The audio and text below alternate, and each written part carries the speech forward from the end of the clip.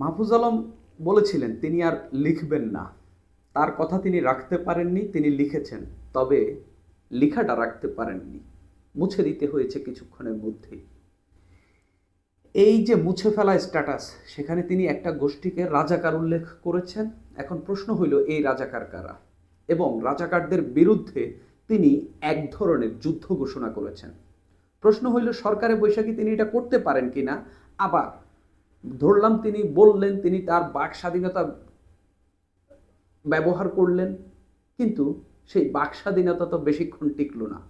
এখন আমার মতো সাধারণ জনগণের, সাধারণ মানুষের জায়গা থেকে প্রশ্ন আসে, যদি একজন সরকারে থাকা একজন মন্ত্রী, একজন উপদেষ্টা, যদি তিনি একটা কথা বলে সেটা যদি রাখতে না পারেন, অন্যের ভয়ে, অন্যের চাপে মুছে ফেলতে হয়, আমার কি হবে? উপদেষ্টারই এই অবস্থা। মাহফুজ আলম কার কাছে নতি স্বীকার করলেন, কার বিরুদ্ধে যুদ্ধ ঘোষণা করলেন, কাদেরকে রাজাকার বললেন, এইসবই জানবো। এবং আসলে এর পেছনে মূল রাজনীতিটা কি খেলা হচ্ছে, পর্দার অন্তরালে কি ঘটতেছে, এটা নিয়ে আলাপ করব। আমি ছোট মানুষ, আমার জ্ঞানে যেটা ধরে, আমার পর্যবেক্ষণে যেটা ধরে, আমি সেটাই আপনাদের সঙ্গে শেয়ার করব। আগে একটু মাহফুজ আলমের মুছে ফেলা স্ট্যাটাসটি একটু পড়ি। তিনি লিখেছেন, আমাকে নিয়ে নোংরামি করতেছ, ঝামেলা নেই, ফ্যামিলি টাইনও না। যুদ্ধাপরাধের সহযোগী রাজাকাররা, মানে যুদ্ধাপরাধের সহযোগী রাজাকারদেরকে তিনি বলছেন ফ্যামিলি নাটানোর জন্য। এটা লাস্ট ওয়ার্নিং। তিনি বলছেন এটা লাস্ট ওয়ার্নিং। তবে ওয়ার্নিং হইলেও ওয়ার্নিং না, তিনি সরাসরি যুদ্ধই ঘোষণা করে দিয়েছেন। আর যে চুপা শিবিররা এই সরকারের পদ বাগাইছ আর বিভিন্ন সুশীল ব্যানার খুলে পাকিস্তান পন্থা জারি রাখছ, তোমরা তোমাদের পূর্বপুরুষ রাজাকার আর দালালদের তুলনায় আরও বেশি ভুগবা। একেবারে স্পষ্ট কথা এটা বললেন, যে হচ্ছে যারা শিবির ওর, যে চুপা শিবিররা এই সরকারের পদ বাগাইছ এবং সুশীলের ব্যানার খুইল্লা যারা হচ্ছে পাকিস্তান পন্থা জারি রাখছে, আর তোমাদের এই লোকেরা যারা সরকারের পদ বাগাইছে আর যারা হচ্ছে পাকিস্তান পন্থা জারি করছে সুশীলের নামে, তারা তাদের পূর্বপুরুষ যে রাজাকার ছিল, অর্থাৎ বাংলাদেশে যে স্বাধীনতা যুদ্ধ হয়েছে, এই যুদ্ধে যারা পাকিস্তানিদের পক্ষে ছিল, পাকিস্তানি সৈন্যদের সঙ্গে আঘাত করে বাংলাদেশের মানুষের উপর চলা নিপীড়নের যারা সহযোগিতা করেছিল, তাদেরকে মিন করেছেন দালালদের তুলনায় তোমরা আরও বেশি বুকবা। অর্থাৎ সেই সময় রাজাকারের কি পরিণতি হয়েছে, একবারে চিহ্নিত রাজাকাররা আমরা দেখলাম।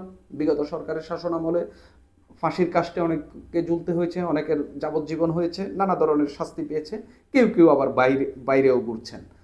যারা বিতর্কের এবং গালাগালির লিমিট জানে না, আমি সহনাগরিক মনে করি না। তিনি বলছেন যারা বিতর্কের এবং গালাগালির লিমিট জানে না, বিতর্ক কতটুকু করতে হবে এবং গালাগালি কতটুকু করা যাবে, এটার লিমিট, এটা সীমাবদ্ধতা যারা জানে না, তাদেরকে তিনি যেখানকার নাগরিক, তাদেরকেও তিনি তার সহনাগরিক মনে করেন না।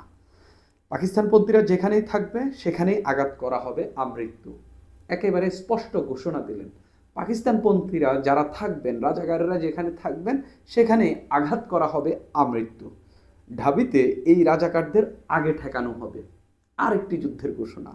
যারা এদের স্পেস দিয়ে তাদের জন্য গত 50 বছরের তুলনায় অধিক স্পেস দিছে, তাদের জন্য গত 50 বছরের তুলনায় অধিক জিল্লতি অপেক্ষা করছে।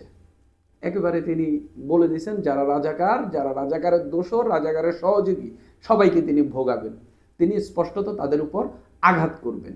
একই সঙ্গে ঢাকা বিশ্ববিদ্যালয়েও তিনি এখানে যারা রাজাকার রয়েছে তাদেরকে আগে ঠেকানো হবে। এখন প্রশ্ন হইল, এই ঘটনার আসলে উদ্ভব কোথা থেকে হইল, ঘটনাটা আসলে কিভাবে হইল? এটা তো আর আসমান থেকে নাইমা পড়েনি।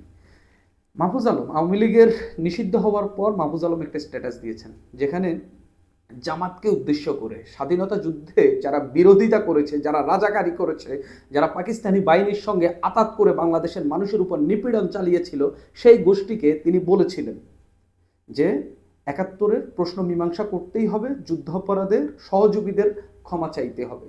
অর্থাৎ যারা যুদ্ধাপরাধের সঙ্গে যুক্ত ছিল তাদেরকে ক্ষমা চাইতে হবে, বাংলাদেশে রাজনীতি করতে হলে পাকিস্তান পন্থা বাদ দিতে হবে। পাকিস্তান এই দেশে গণহত্যা চালিয়েছে, তারা বেশ কয়েকবার ক্ষমা চাইলেও যুদ্ধাপরাধে যারা সহযোগিতা করেছে তারা ক্ষমা চায়নি। তিনি এটাই বলতে চেয়েছেন, ইনিয়ে বিনিয়ে গণহত্যার পক্ষে বয়ান উৎপাদন বন্ধ করতে হবে, জুলাইয়ের শক্তির মধ্যে ঢুকে ষড়যন্ত্র করা বন্ধ করতে হবে, সাফ দিলে আসতে হবে।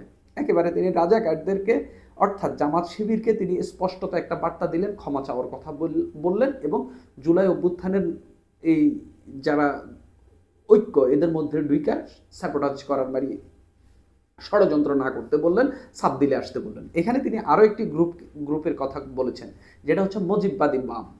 সিপিবি টিপিবি বাংলাদেশের যেসব বামেরা ৭২ সংবিধান ফলো করতে চায়, যারা হচ্ছে মুজিববাদী আদর্শে চলে, তাদেরকে তিনি আঘাত করেছেন। তাদের দিক থেকে তার বিরুদ্ধে কোনো পাল্টা কোনো প্রতিক্রিয়া আসেনি।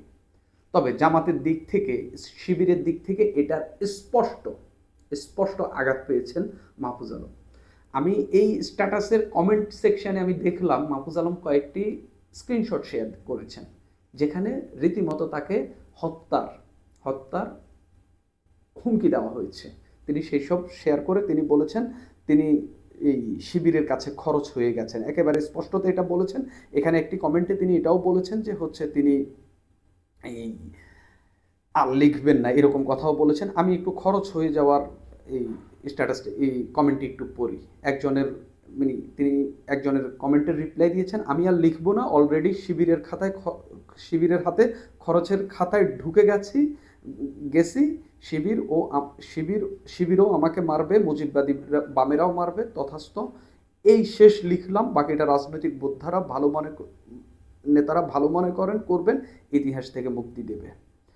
তিনি একজনের একটা কমেন্ট এই স্ট্যাটাস শেয়ার করেছেন স্ক্রিনশট আকারে, সেখানে তিনি স্ট্যাটাস বা কমেন্ট শেয়ার করেছেন, সেখানে তাকে গালি দিয়ে বলা হচ্ছে খোদার জমিনে জায়গা দেওয়া পাপ হবে, দেখেন কি অবলীলায় বিচারিক হত্যাকাণ্ডের পক্ষে সাফাই গাইতেছে। এখন কথা হইল মাহফুজ আলম হঠাৎ কইরা, এতদিন ধরে তিনি জামাতকে কিন্তু খেপায়নি। এই সরকার জামাতের সঙ্গে এই শিবিরের সঙ্গে কাজ করে গেছে, তারা কিন্তু জামাতকে এবং শিবিরকে মাপ চাওয়া ওইটা সেটা এইসব বিষয়ে কিন্তু বলেনি। তবে এটা সত্য, জামাত যে দলীয় নিবন্ধন সেটা কিন্তু এখনো ফিরে পায়নি, এবং জামাত গত কিছুদিন ধরে যে তাদের একজন নেতার মুক্তির দাবি করে আসছিল সেটাও পায়নি। কেন নিবন্ধন পায়নি সেটা আমি জানি না।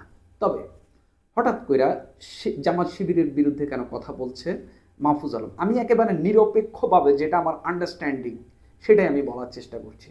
কেউ বলছেন, কেউ ধারণা করছেন, আমারও এক ধরনের ধারণা তৈরি হচ্ছে যে এই দেশের স্বাধীনতা যুদ্ধের নেতৃত্ব দিয়েছে কে? আওয়ামী লীগ। এই আওয়ামী লীগ স্বাধীনতার যে দলটিকে এই গত কয়েকদিন আগে নিষিদ্ধ করা হয়েছে, 2 দিন আগে নিষিদ্ধ করা হয়েছে, এই সরকার নিষিদ্ধ করেছে। এখন স্বাধীনতা যুদ্ধের নেতৃত্ব দিয়ে যারা বাংলাদেশকে স্বাধীন করেছে তাদেরকে বাংলাদেশের মাটিতেই নিষিদ্ধ করা হয়েছে। কেন? জুলাই আগস্টে অভ্যুত্থানের কারণে, যে গণহত্যা চলেছে সেটার কারণে তাদেরকে নিষিদ্ধ করা হয়েছে।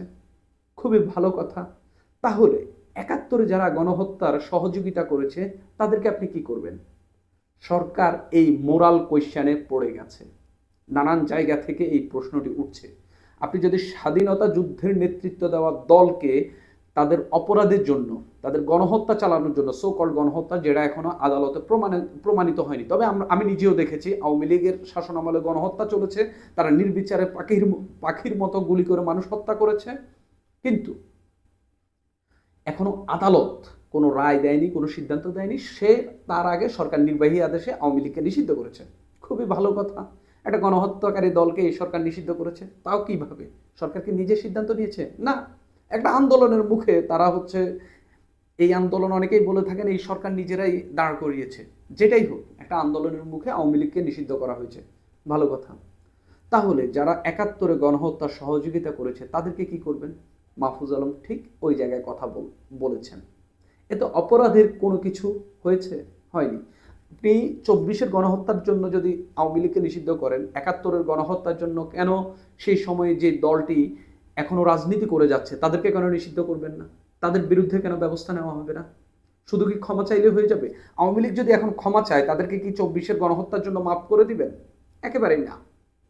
তাদেরকে কি বিচারের কাঠগড়ায় দাঁড় করাবেন না? তাদের নেতাকর্মীদেরকে যারা এই গণহত্যার সঙ্গে যুক্ত ছিল অবশ্যই দাঁড় করাবে, এবং দাঁড় করানো উচিত। সেই ক্ষেত্রে জামাত কেন ক্ষমা পাবে? মাহফুজ আলম এখানেও ভুল করেছেন, ক্ষমা না, তাদেরকেও বিচারের আওতায় আনতে হবে। এটা গেল। আরেকটা জিনিস, কেউ বলছেন এখন আওয়ামী লীগ নিষিদ্ধ হয়ে গেছে, অর্থাৎ আগামী নির্বাচনে আওয়ামী লীগ অংশগ্রহণ করতে পারতেছে না। এই নির্বাচনে, আগামী নির্বাচনটাতে একেবারে অনেকেই বলে থাকেন নির্দ্বিধায় যে হচ্ছে নির্বাচন হলে বিএনপি এবং বিএনপিকে কেন্দ্র করে যে জোটটি তৈরি হবে তারা জয়লাভ করবে। আমি ধরলাম এটাই হচ্ছে, ধরলাম, আমি বলে দিচ্ছি না এটা হবে, ধরে নিলাম এটাই হচ্ছে, তাহলে বিরোধী দলকে জামাত কয়টা আসন পাবে, এনসিপি কয়টা আসন পাবে যদি তারা বিরোধী দলে থাকে? বিএনপির সঙ্গে জোট করে ফেললে তো শেষ। বা অন্য যারা বিরোধী অংশ থাকবে তারা কয়টা আসন পাবে? সবাই মিলে কি 50টা আসন পাবে, 100টা আসন পাবে? এটাই বড় প্রশ্ন। এখন একটা বিরোধী দল তো লাগবে, বিপ্লবী বিরোধী দল, যারা হচ্ছে বিএনপির বিরুদ্ধে ফাইট করতে পারবে, বিএনপির বিরুদ্ধে কথা বলতে পারবে, দাঁড়াতে পারবে।